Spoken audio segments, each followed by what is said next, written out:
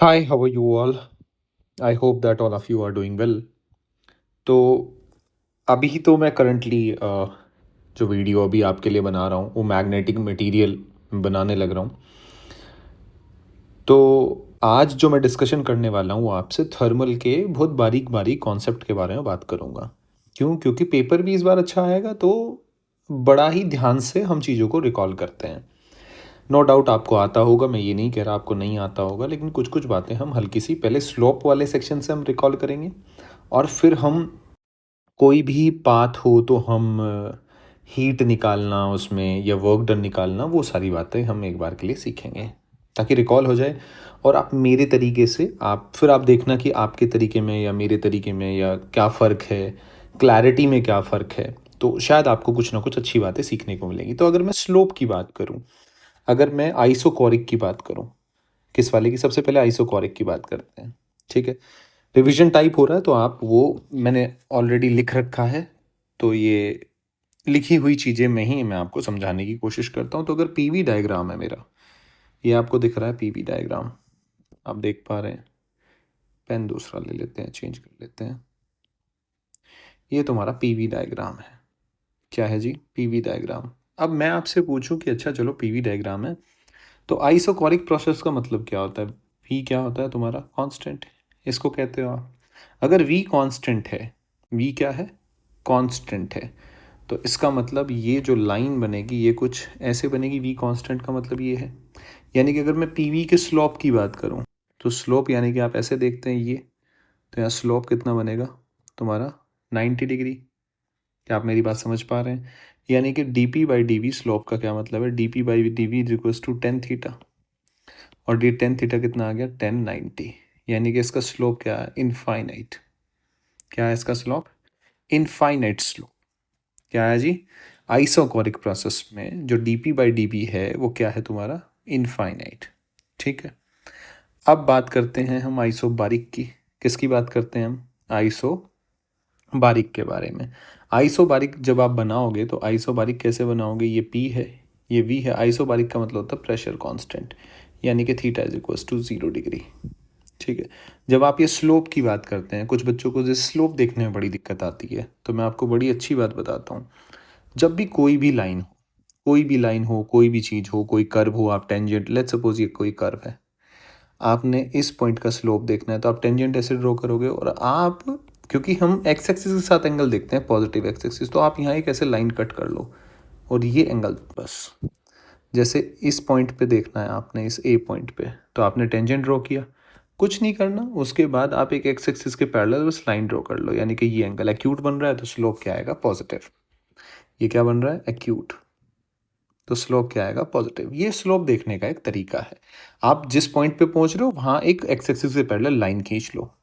ठीक है, तो एनालॉजी बना के आप कर सकते हो आराम से। अब मैं बात करता हूँ आइसोथर्मल वाले प्रोसेस की। आइसोथर्मल और एडियाबैटिक हमें थोड़ा सा परेशान करता है, बच्चों को हमेशा परेशान करता है, क्योंकि ये वाला तो ग्राफ बच्चे को आता ही है कि वी कांस्टेंट है तो ऐसे खींच दो सर लाइन, प्रेशर कांस्टेंट है ऐसे खींच दो। अब यहाँ ऐसे कर बनेगा तो उसके बारे में हम थोड़ा सा अंडरस्टैंडिंग के साथ बात करेंगे। अगर मैं आइसोथर्मल की बात करूं तो आइसोथर्मल का मतलब होता है टेम्परेचर कांस्टेंट। ये मैंने कर भी रखा है लेकिन आप ध्यान से देखो।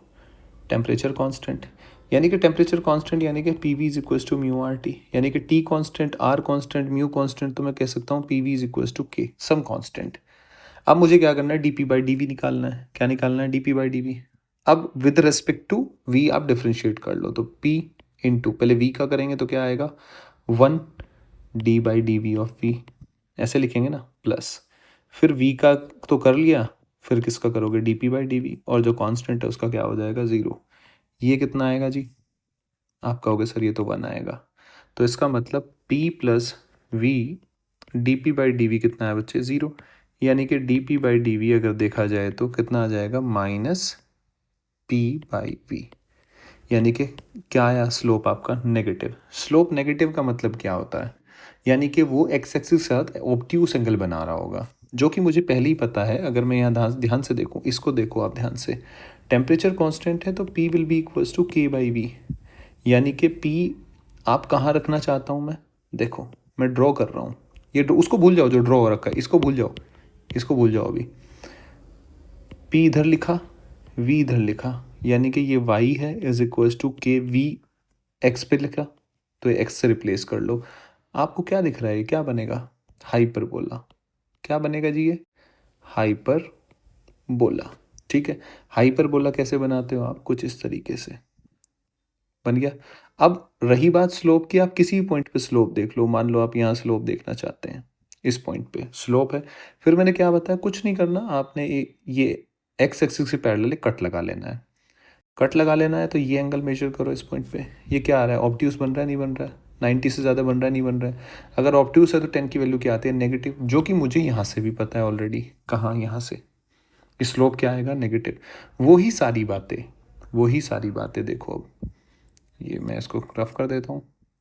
अब आप ध्यान से देखो, पी वी के पी वी का करा 1 आया, D P by D V V P by minus P by V. ये देखो ये, तो ये जब आप इंटरसेक्ट करोगे, ये कर लिया तो ये ऑब्ट्यूस एंगल यानी कि नेगेटिव बना रहा है। तो मुझे पहले ही पता है कि ये हाइपरबोला बनने वाला है और इसका जो स्लोप आएगा वो क्या आएगा? नेगेटिव। अब मैं बात करता हूँ किसकी? एडियाबैटिक की। एडियाबैटिक पे आ जाते हैं। एडियाबैटिक का मतलब होता है क्यू का कांस्टेंट होना, या डेल्टा क्यू क्या होता है? ज़ीरो। ये छोटी छोटी बातें आपको याद रखनी है, ठीक है। एडियाबैटिक प्रोसेस में अगर मैं फ्लॉट की बात करूँ, किसकी बात करूँ मैं? फ्लॉट। तो फ्लॉट जब लगाता हूँ, delta Q is equals to D U plus delta W. कई बार बच्चे, जो फ्लॉट है ना, इसमें डेल्टा और डी का जो मतलब है ना, ये बड़ा चेंज और ये छोटा चेंज को रिप्रेजेंट नहीं करता है। ये डेल्टा और डेल्टा डब्ल्यू, ये डेल्टा रिप्रेजेंट करता है कि जो हीट है और वर्क है, ये पाथ फंक्शन है। क्या है? Path function. इसलिए इनका ये जो सिंबल है ये सेम है। डी क्या है? स्टेट फंक्शन है, इसलिए इसका सिंबल अलग अलग है। तो ये बात याद रखना। फिर मुझे पता है कि delta Q is equals to D U plus delta W. ये क्या है? ज़ीरो, क्योंकि क्यू क्या है यहाँ? Constant, no heat exchange. अब नो हीट एक्सचेंज है, क्यू कांस्टेंट है, तो डेल्टा क्यू क्या होगा जी? तुम्हारा ज़ीरो। इतनी बात समझ में आई? तो सर कितना हो जाएगा? D U is equals to minus delta W. समझ रहे हैं आप? अरे हाँ या ना? ठीक है। इस बात को, चलो इस बात को वर्क निकालने में मैं इस बात को भी आपको समझाऊंगा, क्योंकि अल्टीमेटली अपन क्या कर रहे हैं, मैं आपको सिर्फ कॉन्सेप्ट बताने की कोशिश कर रहा हूँ कि कैसे हो रहा है, क्या लग रहा है। फिर सवालों में देखना आप, बड़ी इजीली हम बना लेंगे सवाल। और थर्मल के सवाल ऐसे हैं कि बोनस है। कैसा है? बोनस। इसका सवाल कभी भी टफ नहीं आता, कभी भी टफ नहीं आता। तो आपने वो बातें बस ध्यान से सुननी है। आप देखो, P V gamma is equals to constant, ये आपको पता है। फिर मैं डिफ्रेंशिएट करता हूँ, पी आप किसका कर लो? गामा को कर लो, gamma V to the power gamma minus one, with respect to V कर रहे हैं, ठीक है। फिर V to the power gamma का कर लिया, इसको प्लस, क्या कौन सा रूल लगाया इसमें? Product rule. कौन सा रूल लगाया? Product rule. अब V to the power gamma को एज इट इज़ रखा और क्या लिख लिया? D P by D B. Constant का क्या आ गया? ज़ीरो। फिर यहाँ से D P by D B जब आप इसको थोड़ा सा रीअरेंज करते हैं, minus P gamma V to the power gamma upon gamma. Gamma को आप ऊपर ले जाएंगे तो ये तो कट जाएगा, तो ये आपका आया D P by D V is equals to minus gamma ये पी बाई वी। यानी कि मैं यहाँ से एक बात कह सकता हूँ कि D P by D V of adiabatic is equals to gamma times D P by D V of isothermal. यानी कि मैं एक बात कह सकता हूँ, पीवी ग्राफ के अंदर जो एडियाबैटिक का स्लोप है वो हमेशा क्या होगा? ज़्यादा। कितने टाइम्स ज़्यादा? गामा टाइम्स ज़्यादा। लेकिन यहाँ पे भी कैसा बनेगा इसका? पीवी गामा ग्राफ ऐसा ही बनेगा, लेकिन ये हाइपरबोला नहीं कह सकते आप यहाँ इसको। क्या नहीं कह सकते आप इसको? हाइपरबोला। एक ये भी बात ध्यान रखनी है, ये हाइपरबोला नहीं होता, लेकिन हाँ आइसोथर्मल वाला हाइपरबोला है, क्योंकि हाइपरबोला सिर्फ y प्रोपोर्शनल टू 1/x को बोला जाता है। अगर y inversely proportional to X square है, एक्स क्यूब है, तो जनरल कर्व में आता है। ये किस में आता है बच्चे? General curve. और ये किसको रिप्रेजेंट करता है? हाइपरबोला को। ये बातें भी आपको याद रखनी है।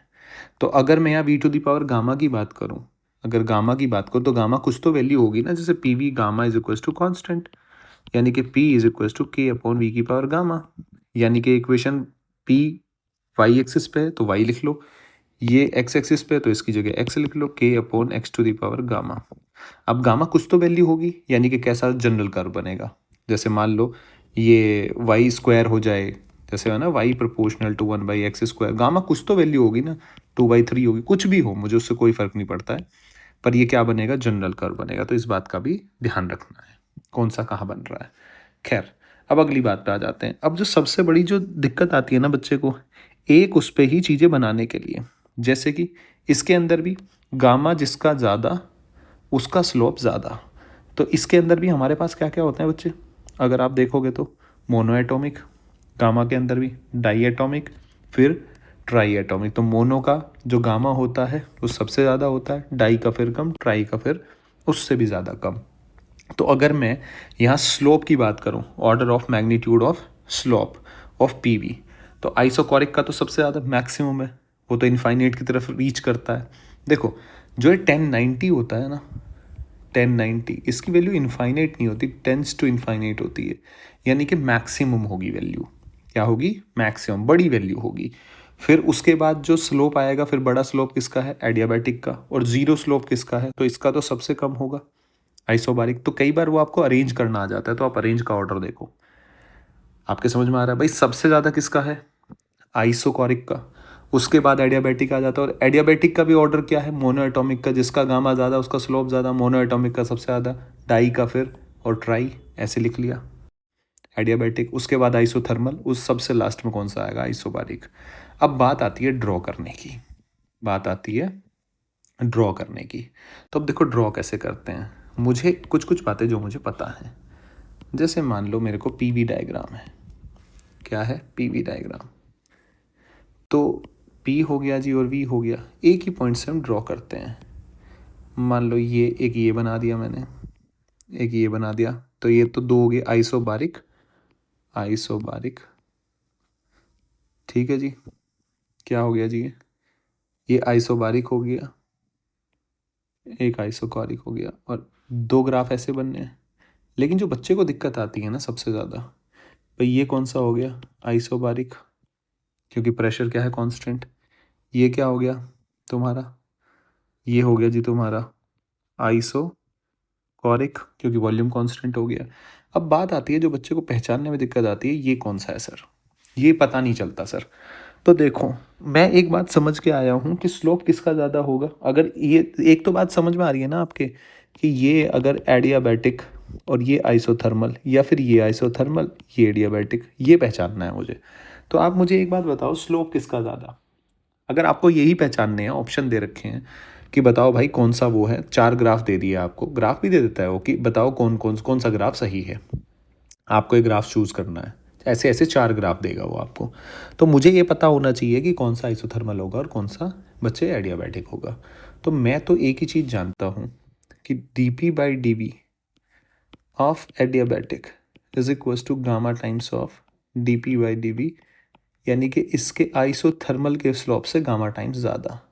तो मैं तो इस पॉइंट पे स्लोप देख लेता हूँ, एक ये स्लोप बन रहा है और एक ये स्लोप बन रहा है सेम पॉइंट पे। तो यहाँ स्लोप देख लो आप। अगर मैं इसी पॉइंट से देखूँ, इस पॉइंट पे स्लोप, तो स्लोप किसका ज़्यादा है? अगर आप देखोगे ये स्लोप, तो आप ध्यान से देखो, ये स्लोप है एक, तो एक ये स्लोप है। तो ज़्यादा स्लोप कौन सा है जी? स्लोप ज़्यादा तो ये आया, ये वाला। ये ज़्यादा है नहीं है, इसका मतलब ये कौन सा होगा? एडियाबैटिक। कौन सा होगा? एडियाबैटिक। ये कौन सा होगा? आइसोथर्मल। इसका स्लोप कम। अब सर ये स्लोप कैसे देख लिया मैंने?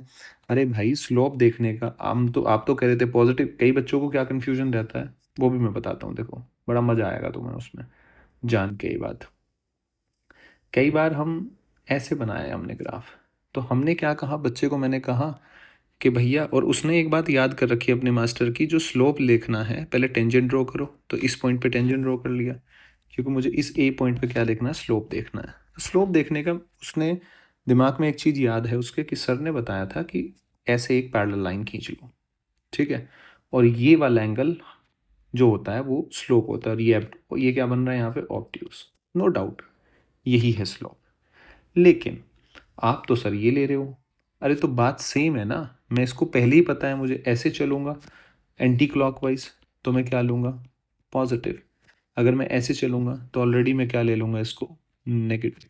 तो ये मेरा स्लोप क्या आ जाएगा? m is equals to -tan θ। तो सेम ही तो बात आई। अरे आई नहीं आई? क्या आप मेरी बात समझ पा रहे हैं? जैसे मान ली थीटा मान लिया मैंने, तो ये कितना बना? ये वाला देखो, ये बड़ी बेसिक बेसिक बात है, इसमें बच्चा मैथ्स में ही फंसता है। 180 माइनस थीटा, तो स्लोप क्या हो गया, m is equals to tan 180 minus theta. Tan 180 minus theta कौन से क्वाड्रेंट में होगा, सेकंड क्वाड्रेंट। सेकंड क्वाड्रेंट में कौन पॉजिटिव होता है, add sugar to coffee. Second quadrant में कौन पॉजिटिव होता है जी, साइन। तो ये तो नेगेटिव रहेगा और एंगल सेम का सेम रहता है, तो इसको क्या लिख सकता हूँ मैं, m माइनस टेन थीटा। तो आप ऐसे मेजर करो तब भी माइनस टेन थीटा, आप ऐसे मेजर कर लो सीधा, फिर मैं नेगेटिव में चल रहा हूँ, क्योंकि मैं अगर ऐसे मेजर करता हूँ एंगल को प्लस एक्स एक्सिस के साथ तो एंटी क्लॉकवाइज चलूंगा तो पॉजिटिव, लेकिन अगर क्लॉकवाइज चलूंगा तो क्या नेगेटिव लेना पड़ेगा ना, तो माइनस टेन थीटा।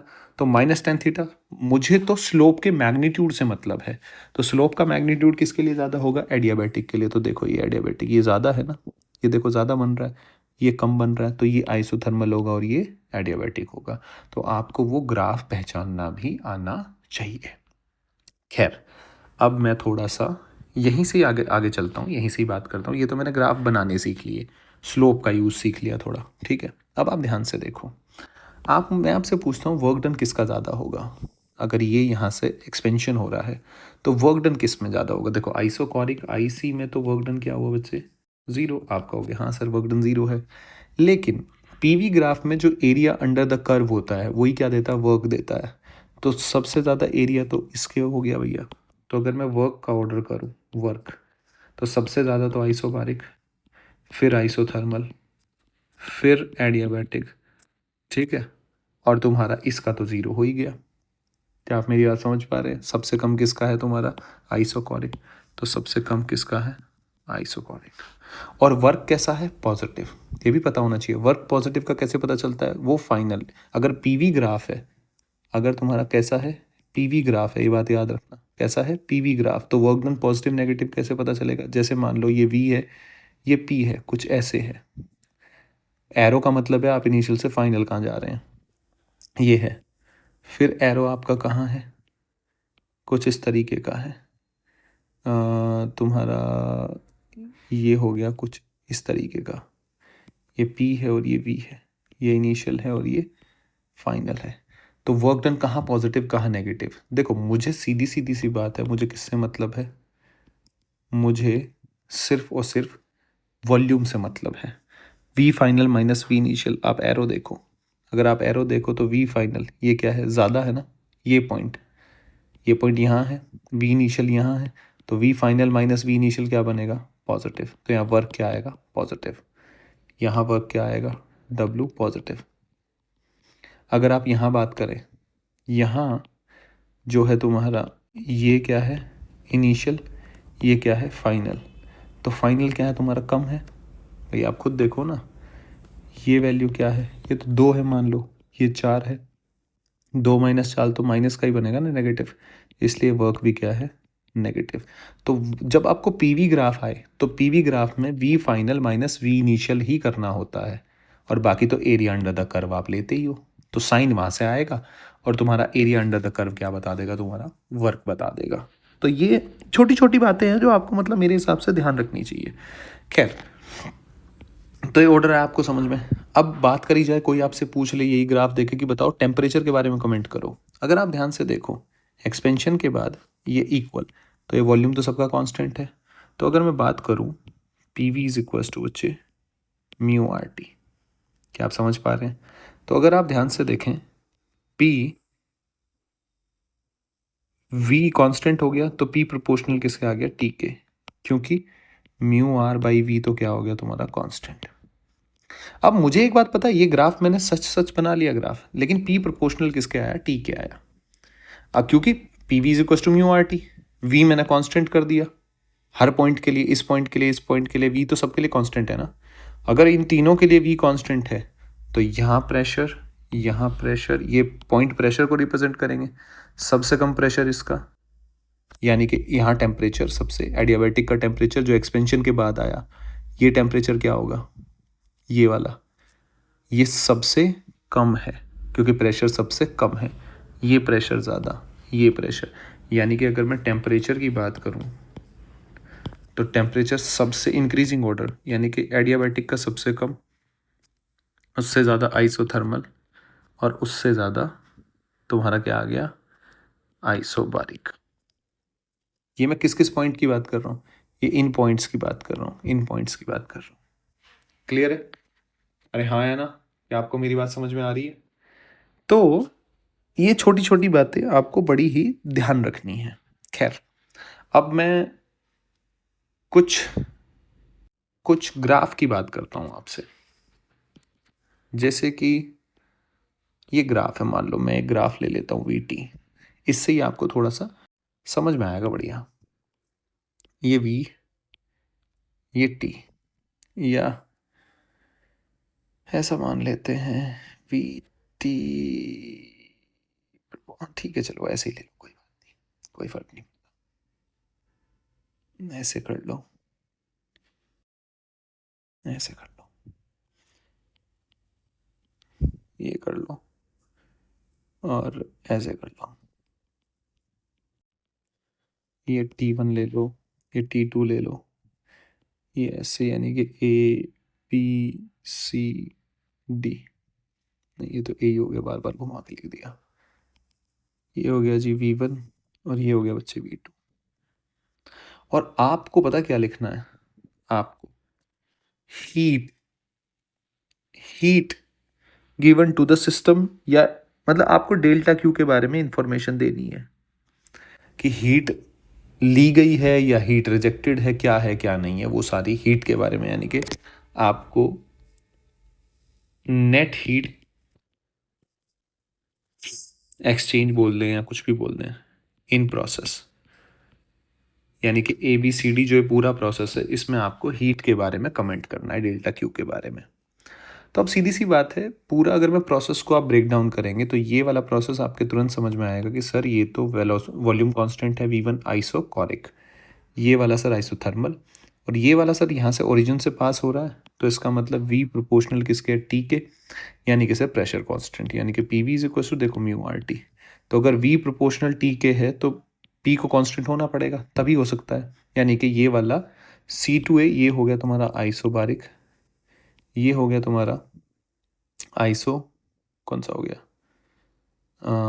नहीं आइसोकोरिक, हाँ, और ये हो गया तुम्हारा आइसो थर्मल। ठीक है, ये तुम्हारे क्या है जी, प्रोसेस आ गए। ठीक है, और ये जो गैस है वो गैस आप आइडियल गैस मान लो। कैसी मान लो आप? Ideal gas. ठीक है, आइडियल गैस यानी कि मोनो एटॉमिक गैस, सिंपल। उसमें डिग्री ऑफ फ्रीडम आप 3 लेते हैं।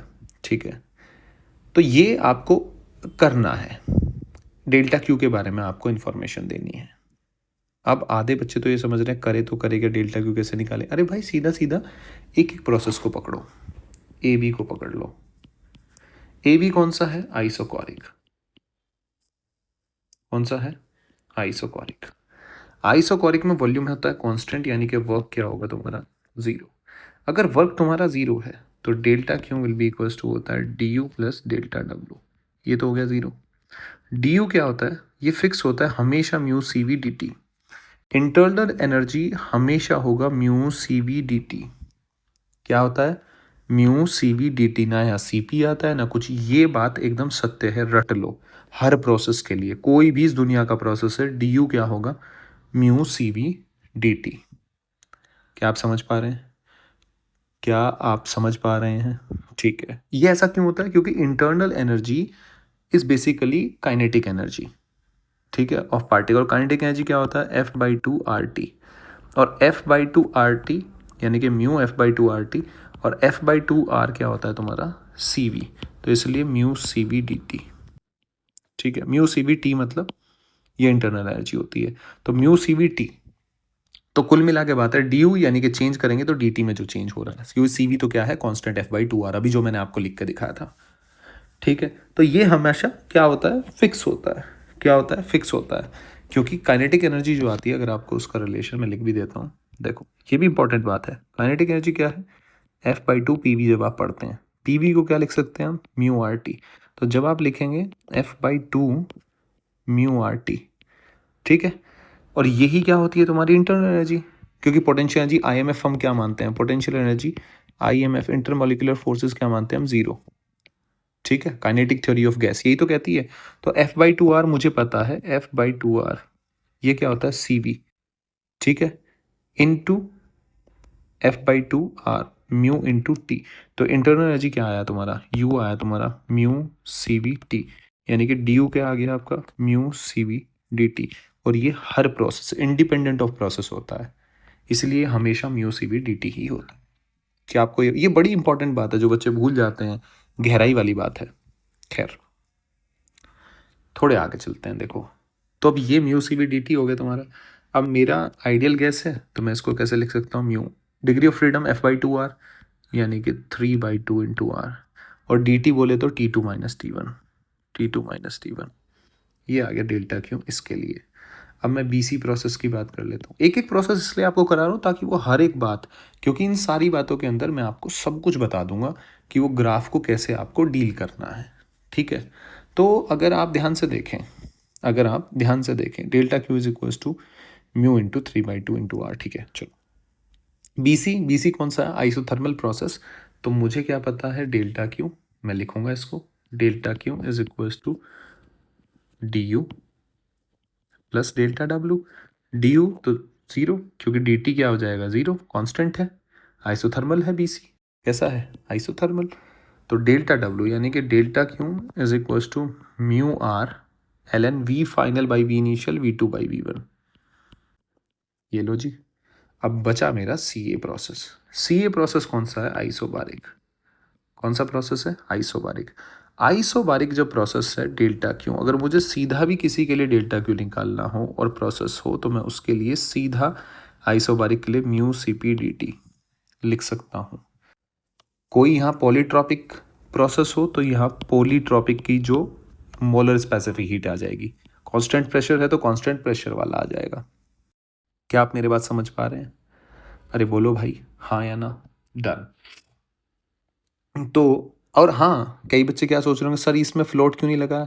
अरे भाई तू ये भी लगाएगा ना तो भी आंसर तेरा सेम ही आएगा, ये इससे निकालेगा, क्योंकि इसको सॉल्व करने के बाद यही आता है।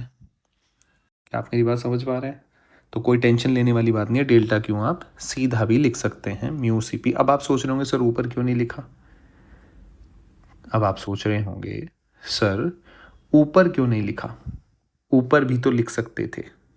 आप ध्यान से देखो, ये डेल्टा क्यू 0 हो गया, तो डेल्टा क्यू मैं सीधा भी लिख सकता था, delta Q is equal to mu C, जो प्रोसेस है वो लिख दो, वॉल्यूम कांस्टेंट CV/dt। तो देखो फ्लॉट लग के सेम ही तो आ रहा है, यहाँ भी लिख दिया मैंने। अब मैं इसको ला के भी दिखा देता हूँ, चलो ये थोड़ा सा आपको मज़ा भी आएगा, ताकि आपको वो लास्ट टाइम चल रहा है तो चीज़ें आपको अच्छे से रिकॉल रहें, आप बस सुनते रहो, मज़ा आएगा आपको। एक बच्चे ने लिखा कि सर मैं तो नहीं मानता, कोई बात नहीं, तू नहीं मानता तो हम तेरी बात को पूरा कर देंगे। DU क्या होता है, प्लॉट तो याद है ना तेरे को, DU प्लस डेल्टा W।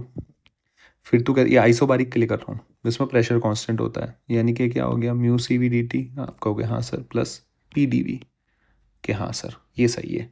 आप मुझे एक बात बताओ, PV इज इक्वल टू क्या होता है, म्यू RT। इसको डिफ्रेंशिएट कर ले, PdV प्लस VdP बनेगा, नहीं बनेगा, is equal to mu RT, और T का क्या हो जाएगा DT, होगा या नहीं होगा। और ये डिफ्रेंशिएशन तूने किसके रेस्पेक्ट में किया, विद रिस्पेक्ट टू DT करते हैं हम, ये विद रिस्पेक्ट टू DT, तो DT को हम रिप्लेस कर लेते हैं, हटा देते हैं। डन है जी, आप कहोगे हाँ सर, ये बात आपकी बिल्कुल जायज़ है, बिल्कुल सही है। अब PdV को क्या लिखा जा सकता है, अगर आप ध्यान से देखो तो PdV, एक मिनट, आइसो कौन सा है प्रोसेस, आइसोबारिक सॉल्व कर रहा था ना मैं, हाँ ठीक है, आइसोबारिक है तो DP क्या हो जाएगा 0, सॉरी। तो PdV क्या आया तुम्हारा यहाँ से निकल के म्यू RDT, आया नहीं आया भाई। डिफरेंशिएशन, अगर किसी बच्चे को डिफरेंशिएशन भी समझ में ना आ रहा हो ना, डिफरेंशिएशन, तो मेरे बेसिक मैथ के आप लेक्चर जाके देख लो, क्योंकि अगर ये भी तुम्हारे समझ नहीं आ रहा और आप अब पेपर देने वाले हैं तो वैसे भी नहीं होने वाला, मेरे से लिखवा के रख लो, ठीक है। तो वो छोटी छोटी बातें तो ये तो आनी चाहिए, आई होप कि आप ये चीज़ समझ रहे होंगे। तो PdV is equal to mu RDT, replace करो जी, तो ये कितना आ जाएगा, delta Q will be equal to mu CV/dt plus PdV की जगह लिख सकता हूँ mu RDT। Mu DT common ले लिया आपने तो ये हो गया CV प्लस R, और C V plus R, Mayer's relation याद है, C P minus C V is equals to R, तो सी वी प्लस आर तो सी पी बनेगा, तो क्या आया यहाँ से निकल के सी पी डी टी, और जो कि मैंने पहले ही लिख दिया था, तो डेल्टा क्यू को याद रखने का सबसे अच्छा तरीका क्या है, मोलर स्पेसिफिक हीट आप कैसे डिफाइन करते हो, C molar specific heat, C is equals to delta Q by mu, sorry delta Q is equals to क्या हो जाता है, C P is equals to, हाँ, mu D T delta T, molar specific heat. ठीक है, अब molar specific heat को ऐसे डिफाइन करते हो, तो जो भी प्रोसेस आपने लिया है वो बस यहाँ प्रोसेस का मोलर स्पेसिफिक हीट ले लो। यहाँ कांस्टेंट प्रेशर था तो मैंने ये ले लिया, सी भी ले लिया। आइसोथर्मल में सी क्या होता है, इनफाइनाइट होता है, तो वहाँ मैं ये डेल्टा क्यू निकालने के लिए मुझे ये वाला फॉर्मूला ही यूज़ करना पड़ेगा, क्योंकि यहाँ वर्क पे डिपेंड करता है। आइसोथर्मल के अंदर सी क्या होता है, इनफाइनाइट होता है ना वो, delta Q by T, delta Q by delta T, तो ये तो ज़ीरो हो गया, तो सी क्या हो जाता है उसके लिए, इनफाइनाइट हो जाता है, तो वहाँ हम वो निकाल ही नहीं सकते। अब खैर ये सारी बातें निकालने के बाद तो ये घूम फिर के मैंने ये आपको इसलिए समझा रहा हूँ क्योंकि आती होगी आपको, लेकिन ठीक है एक बार के लिए अपन बात कर लेते हैं। तो अगर इस प्रोसेस की अब बात करें अब तो जी mu C P D T को क्या लिखोगे आप, म्यू सी पी बोले तो कितना हो जाएगा जी 3/2 यानी कि 5/2 आर, और ये कितना हो जाएगा, ये final D T T T one minus T two, तो ये कितना हो जाएगा T one minus T two. Done है। अब डेल्टा क्यू को अगर लिखना है तो तीनों को आप जोड़ देंगे, तो आपका आंसर आ जाएगा। ये T two minus T one है, T one minus T two है, तो इसको आप ऐसे लिख लो म्यू इंटू 5/2 आर, और ये T two minus T one ऐसे लिख लो, और ये माइनस बाहर ले लो। ठीक है, आपको क्या करना पड़ेगा, अब ये इसको उठा के जोड़ दोगे तो आपका आंसर आ जाएगा। वो एक आसान बात है, ऑप्शन आपको टिक कर देंगे आप। तो ये यहाँ तक आपके समझ में आया या नहीं आया, क्योंकि ये ग्राफ का मैंने थोड़ा सा पोर्शन आपको समझाया, मोनो एटॉमिक डाई एटॉमिक, उसके लिए ध्यान रखना है। जैसे पीवी डायग्राम ये अगर आप देखें, ये आइसोथर्मल, ये क्या किया आपने, कंप्रेस किया, कंप्रेस किया, ये आपने एक्सपेंशन किया। तो ये देखो कई बार ऐसे सीधा एक पे आपको ग्राफ बनाने आने चाहिए। अगर एक पे आपने ग्राफ बना दिए, अगर मान लो एडियाबैटिक डाई एटॉमिक और एडियाबैटिक मोनो एटॉमिक पूछ ले तो आप बता पाओगे।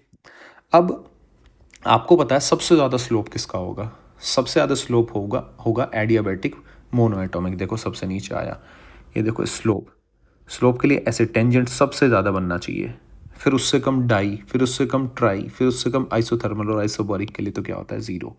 सिमिलरली अब देखो यहाँ स्लोप सबसे ज़्यादा इसका, ये स्लोप, क्या आप मेरी बात समझ पा रहे हैं, ये आप स्लोप जब देखेंगे तो ये स्लोप ऐसे चेक कर रहे हो आप, डन है, ये स्लोप बढ़ता जा रहा है, ये जो स्लोप है, क्या आप मेरी बात समझ पा रहे हैं। तो जब आप पीछे की तरफ चलेंगे तो भी आपका स्लोप क्या रहना चाहिए, सबसे ज़्यादा। इसलिए ये कहाँ बनाया गया है, अगर आप ध्यान से देखें तो ऊपर मोनो एटॉमिक कहाँ बनाया गया है, ऊपर, फिर लास्ट में आइसोथर्मल बनाया गया है, क्योंकि ये ग्राफ ऐसे चलेगा। क्योंकि अगेन स्लोप देखना है मुझे, क्या देखना है मुझे, किसी भी पॉइंट पे, इसी पॉइंट से मैं क्या देख लूँगा, यहाँ स्लोप देख रहा था मैं, इसी पॉइंट से अब मैं यहाँ स्लोप देख लूँगा। आई होप कि आपको मेरी बात समझ में आ रही होगी। ऐसे देखोगे ना आप, स्लोप देखने का वही तरीका, ये स्लोप, अगर आप ये देखोगे तो इसका स्लोप अब घट रहा है, तो आप स्लोप वैसे ही देखो, इधर ही नेगेटिव से ही, ताकि आपको टेन थीटा ही देखना पड़े बस, समझ रहे हैं आप। तो सीधा सीधा आप स्लोप से ही ये सारी चीज़ें आप क्या कर सकते हो, ड्रॉ कर सकते हो। डन है। खैर अब ये तो सारी बातें हम डिस्कस कर चुके हैं। कुछ अच्छी बातें अगर मैं यहाँ से आपके लिए डिस्कशन करना चाहूँ तो एक डिस्कशन का पार्ट, ये तो मैं आपको बता ही चुका हूँ।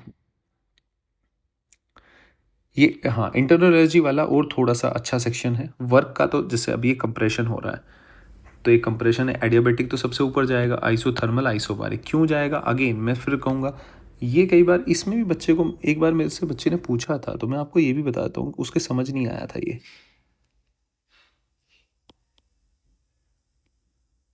ये ऐसे कि सर ये स्लोप कैसे देखते हैं। ठीक है, तो ये स्लोप अभी भी बेटा, स्लोप यहीं से ही देखा जाएगा, ये स्लोप, ये स्लोप, तो ये आप जो लाइन खींचेंगे वो आप ऐसे खींचेंगे, ये इससे चेक करेंगे आप, ये तुम्हारी एक्स एक्सिस होगी, तो एक ये स्लोप आया, ये किसका ज़्यादा है, इस वाले का, इसका क्या है कम, इसका क्या है ज़्यादा, तो इसका मतलब ये कौन सा होगा, एडियाबैटिक, देख लो वही बना रखा है, ये रहा एडियाबैटिक, ये आइसोथर्मल, ये आइसोबारिक। अब आप मुझे एक बताओ, जब ऐसे एक्सपेंशन हो रहा है, आप V से कहाँ गए, V/2 तक, ठीक है। तो अब मज़ेदार बात पता क्या है, जब भी सवाल ऐसे बनाओ आप, तो मुझे आप ग्राफ की नॉलेज होने से क्या होगा, आपको पहले ही पता है कि यहाँ एडियाबैटिक, ये आइसोथर्मल, ये वो, और ये कितना V/2 तक। तो यहाँ जब प्रेशर आप निकाल रहे होंगे, यहाँ जब आप क्या निकाल रहे होंगे, प्रेशर निकाल रहे होंगे, तो आप मुझे एक बात बताओ, अगर यहाँ ये प्रेशर P है, ठीक है, तो ये क्या है, आइसोथर्मल, आइसोथर्मल में T कांस्टेंट, यानी कि PV का प्रोडक्ट क्या रहेगा, कांस्टेंट, यानी कि इनिशियली क्या था, P into V, that should be equals to P final into V/2, V से V कट गया, यानी कि P फाइनल कितना हो गया, 2P, तो इसलिए 2P आ गया।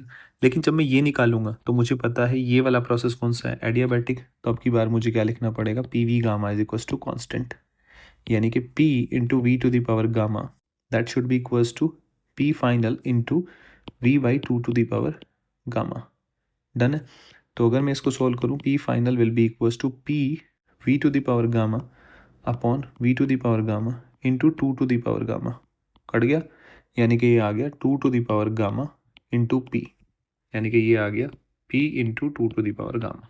अब गामा की वैल्यू जो भी हो, आया निकालना।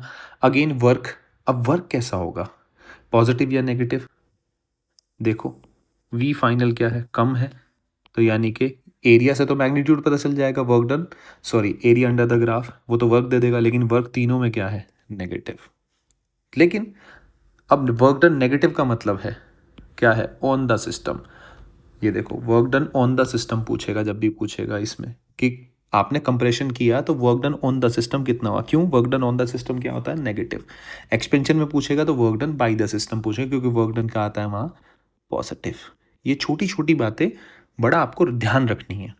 अब एरिया किसका ज़्यादा है, इसका, फिर आइसोथर्मल, फिर वो, तो एक बार आपको ग्राफ बनाना आता है ना, तो आप कंप्रेशन हो या आपका एक्सपेंशन हो, आप दोनों का वर्क डन बता सकते हैं, आ गया। इसके बाद प्रेशर, देखो अपने आप लिख दिया आपने, भैया ये ऊपर जाना ही जाना है, तो इसका बिना बिना सोचे समझे इसका प्रेशर ज़्यादा, इसका प्रेशर कम, सबसे कम इसका। फिर ये डी ये internal change in internal energy, देखो इसमें तो चेंज इन इंटरनल एनर्जी कुछ होगा नहीं, ज़ीरो होगा। एडियाबैटिक में अगर आप ध्यान से देखें, एडियाबैटिक क्या होता है, delta Q is equals to D plus delta W, done है। डेल्टा क्यू एडियाबैटिक में क्या होता है, ज़ीरो, यानी कि D U is equals to minus delta W. अब डेल्टा डब्ल्यू यहाँ क्या है, नेगेटिव, तो नेगेटिव इंटू नेगेटिव क्या बनेगा, पॉजिटिव, यानी कि ये कितना आया जी, पॉजिटिव।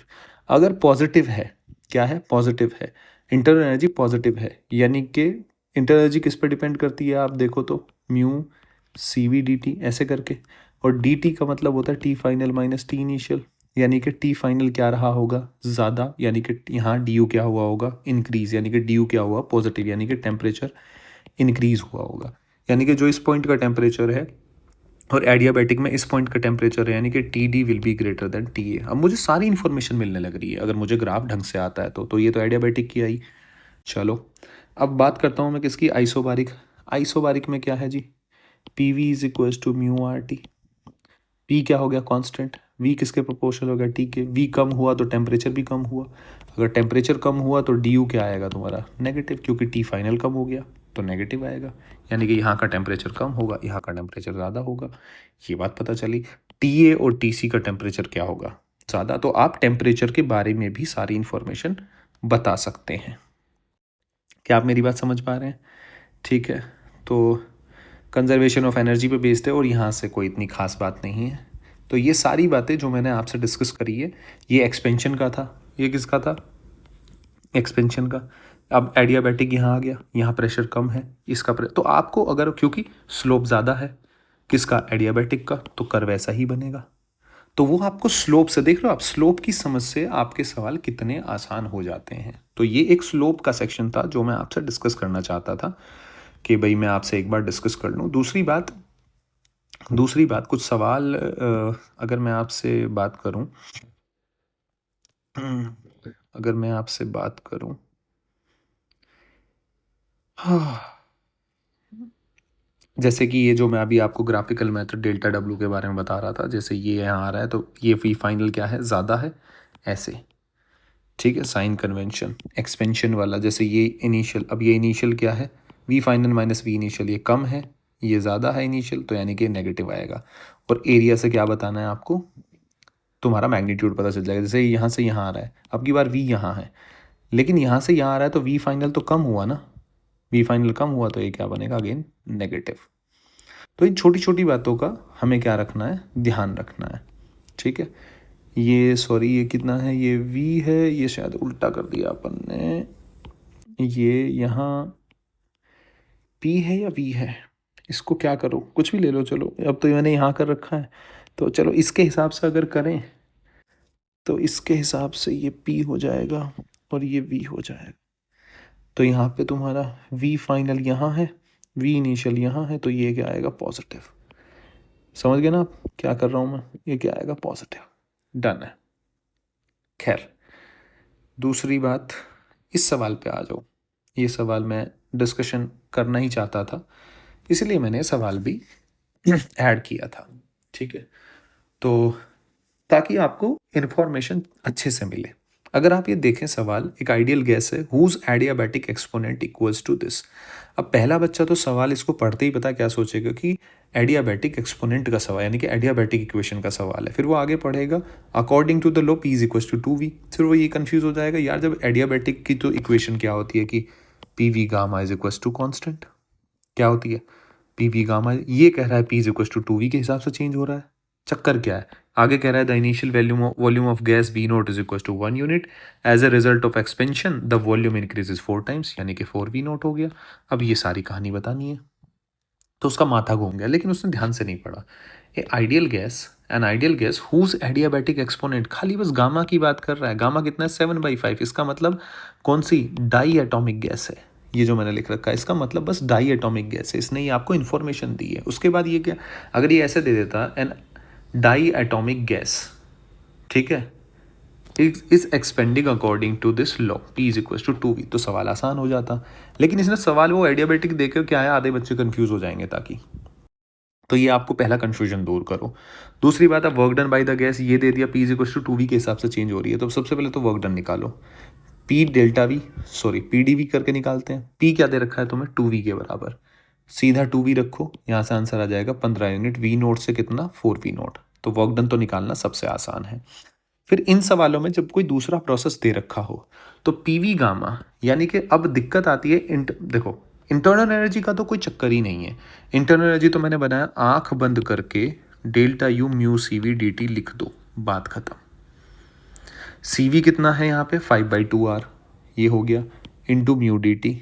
अब म्यू डी टी कैसे आएगा वो निकालने वाली बात है। जैसे कि ये आइडियल गैस लिखो पहले, P V is equal to mu R T होता है, लेकिन P कैसे चेंज हो रहा है, एज इक्वल्स टू 2v, तो P की जगह मैं क्या लिख दिया, 2v, तो 2v स्क्वायर हो जाएगा, एक v पहले से ही है, तो 2v square is equals to mu R into T.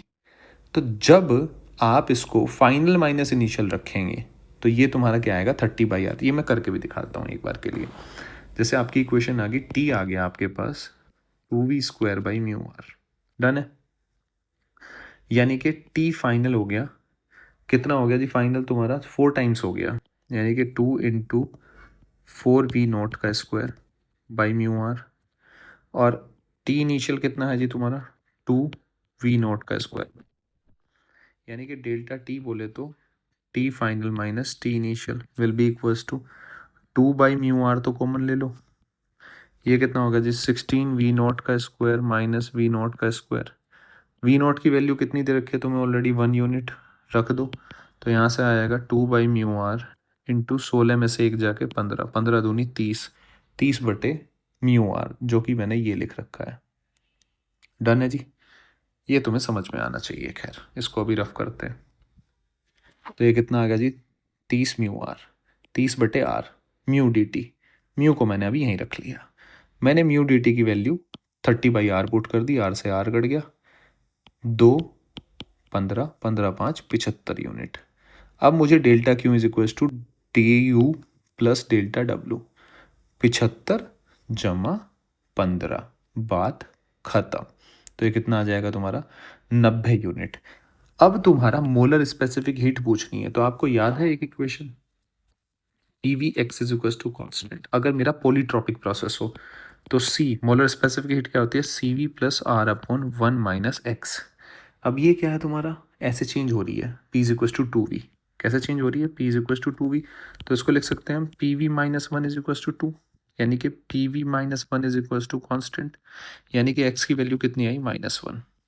यहाँ -1 रखोगे, रखो, अब रखना शुरू करो, माइनस माइनस प्लस हो जाएगा, यहाँ -1 रखोगे तो माइनस माइनस प्लस, तो ये कितना हो जाएगा, CV तो मुझे पहले ही पता है, डाई एटॉमिक है तो 5/2R होगा। तो जब आप इसको जोड़ोगे तो आपका आंसर आएगा 6R/2 which equals to 3R।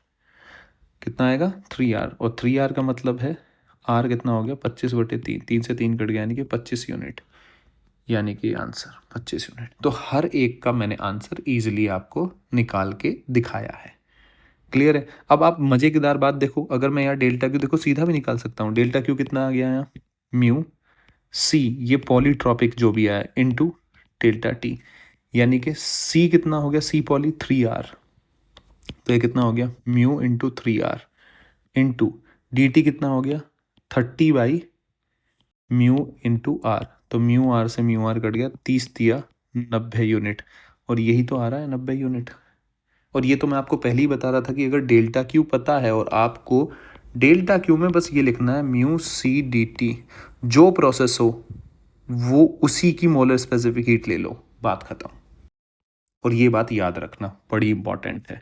तो मैंने अब आपको हर तरह का सवाल इसमें बताया है, और कल तक मैं मैग्नेटिक मटेरियल को भी अपलोड कर दूंगा ताकि आपको वो सारी बातें पता चलें।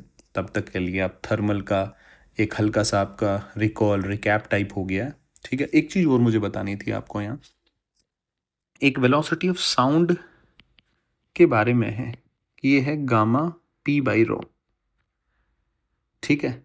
तो जब इसमें एक सवाल आता है कि अगर मैं प्रेशर को चेंज करूं, प्रेशर को चेंज करूं, थर्मल का बड़ा फेमस सवाल है, प्रेशर चेंज करूं, क्या ये मतलब वेलोसिटी ऑफ साउंड जो है, क्या ये डायरेक्टली प्रोपोर्शनल प्रेशर पर डिपेंड करती है या नहीं करती है, तो ये इंडिपेंडेंट ऑफ प्रेशर होता है। तो इसका लॉजिक क्या है, इसका दो तरह से लॉजिक दिया जाता है, आप ध्यान से देखो। अगर आप PV इज इक्वल टू किसकी बात करें, म्यू आर टी, ठीक है। अगर आप प्रेशर को क्या करते हैं, कम करते हैं, और यहाँ ऑब्वियस सी बात है T तुम्हारा, ये अभी मैं कांस्टेंट ले रहा हूँ, तो P inversely proportional to V हो जाएगा। तो आपको वॉल्यूम क्या करेंगे, आप घटाएंगे, वॉल्यूम घटाएंगे तो प्रेशर इंक्रीज होगा। और डेंसिटी क्या होती है, ये क्या है डेंसिटी, मास बाई वॉल्यूम। अगर वॉल्यूम घटेगा तो उसी प्रोपोर्शन में डेंसिटी भी बढ़ेगी, तो P अगर आप बढ़ा रहे हैं तो रो भी बढ़ेगा। तो इसका मतलब P/ρ का जो रेशियो रहता है ना, वो हमेशा कांस्टेंट रहता है। तो ये इसीलिए जो वेलोसिटी ऑफ साउंड होती है वो होती है गामा RT/mw, यानी कि टेम्परेचर पे डिपेंड करती है। टेम्परेचर के चेंज होने से, क्या, टेम्परेचर के चेंज होने से तब वेलोसिटी ऑफ साउंड में चेंज आएगा, ठीक है।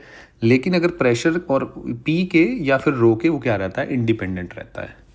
आप इस बात को सोचने के लिए दूसरे एटॉमिक लेवल पे भी अगर आप जाना चाहते हो तो आप ऐसे समझ सकते हैं कि प्रेशर को मैं कैसे डिफाइन करता हूँ।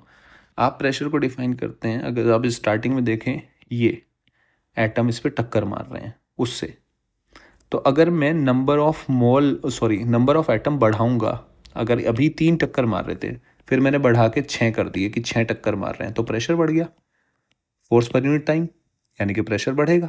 अगर प्रेशर बढ़ेगा तो मैंने ये 6 कर दिए हैं, 6 कर दिए हैं, यानी कि मैंने मास बढ़ा दिया है, तो डेंसिटी भी तो बढ़ा दी मैंने, मास पर यूनिट वॉल्यूम, गैस की उस चैम्बर के अंदर, तो प्रेशर तभी तो बढ़ा। तो आप माइक्रोस्कोपिक लेवल पे सोचे या यहाँ से सोचे, बात सेम ही है। तो यानी कि ये बहुत अच्छा सवाल है NCERT का, और ये आता रहता है, इंडिपेंडेंट ऑफ P रहता है। किस पर डिपेंड करती है, सीधा सीधा टेम्परेचर। क्या आप मेरी बात समझ पा रहे हैं, क्योंकि P चेंज करोगे तो रो भी चेंज, तो ये रेशियो हमेशा कांस्टेंट ही रहेगा, टेम्परेचर कांस्टेंट पे।